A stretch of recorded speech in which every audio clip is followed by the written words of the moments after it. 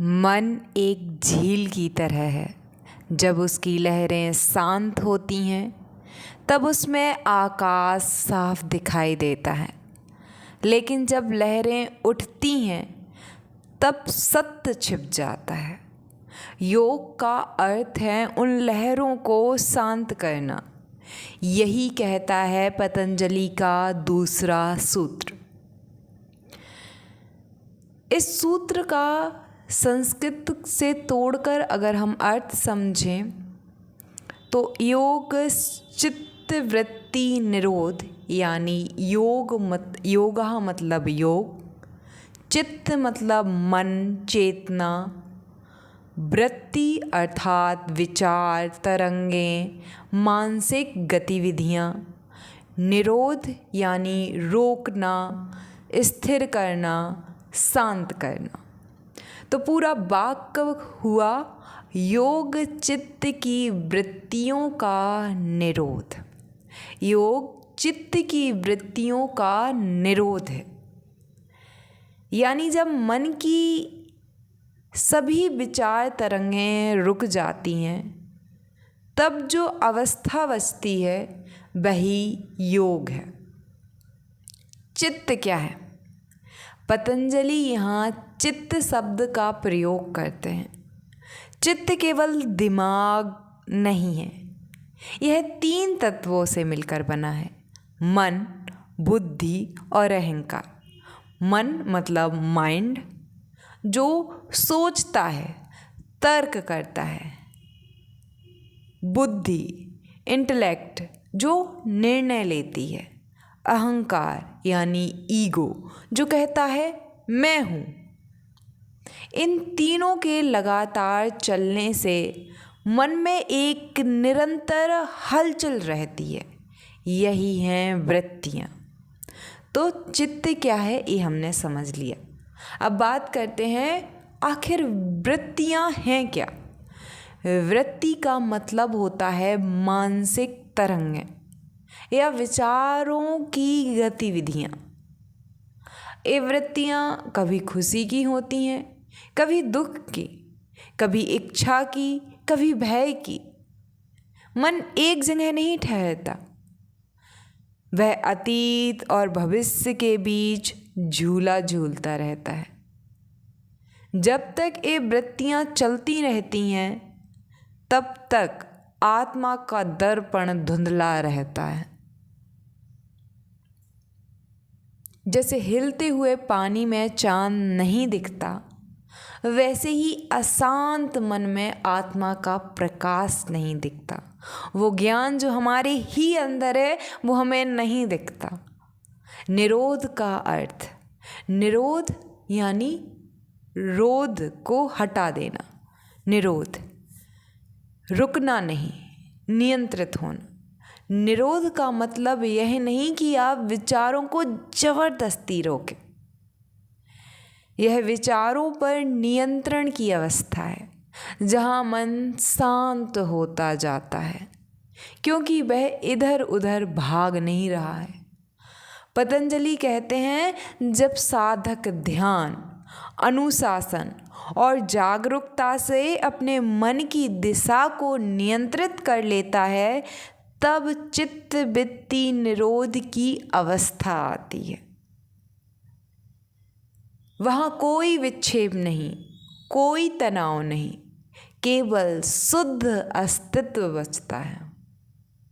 योग की असली परिभाषा है क्या? यही सूत्र योग की परिभाषा है। योग ना तो केवल आसन है, ना केवल श्वास का अभ्यास। योग का अर्थ है मन को इतना स्थिर कर देना कि वह आत्मा को प्रतिबिंबित कर सके, आत्मा का प्रतिबिंब ही बन जाए। जब मन की हर लहर शांत हो जाए तब जो आत्मा स्वयं को देखती है वही सच्चा योग है।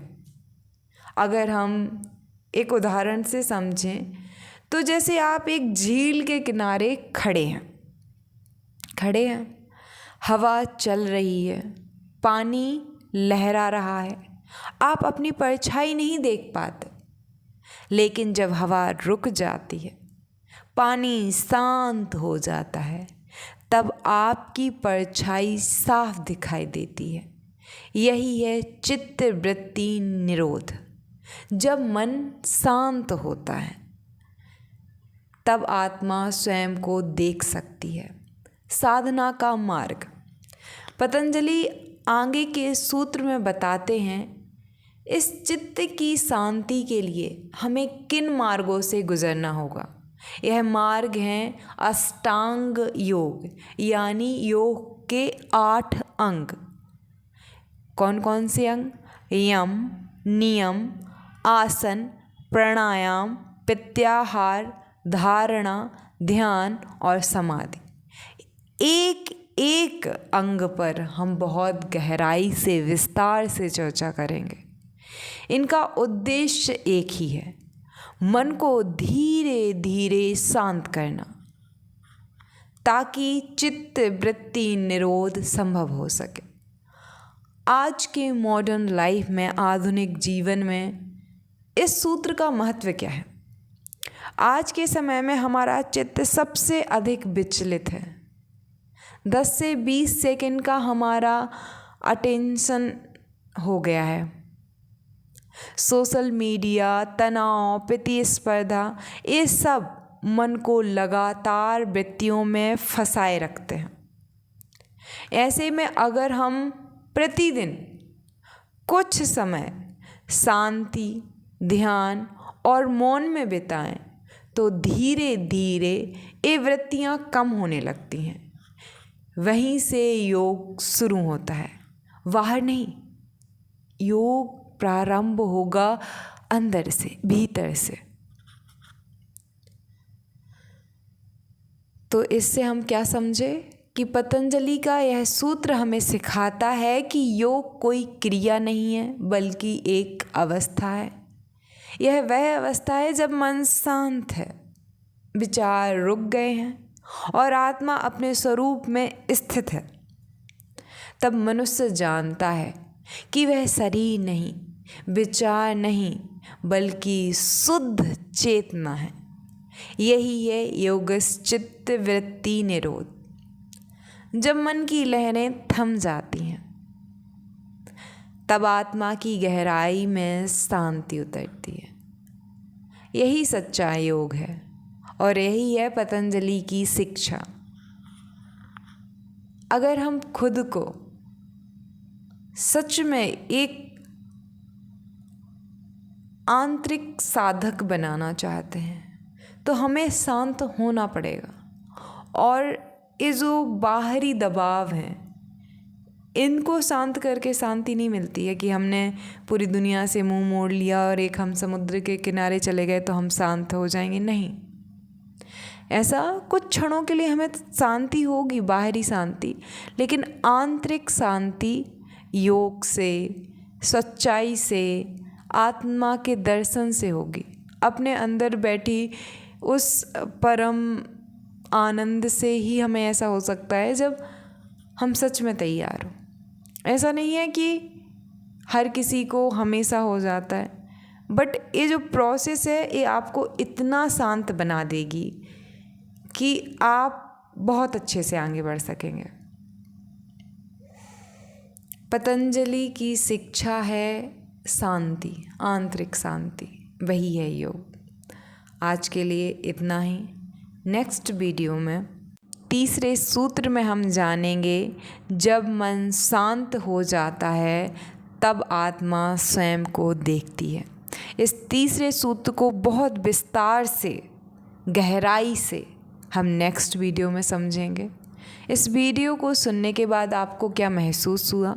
आपने योग किया तो आपको कैसा महसूस होता है? क्या आप तैयार हैं अपने अंदर जाने के लिए? अगर हाँ तो बताइएगा। आज के लिए इतना ही, मिलते हैं नेक्स्ट वीडियो में। अभी के लिए आपका दिल से धन्यवाद।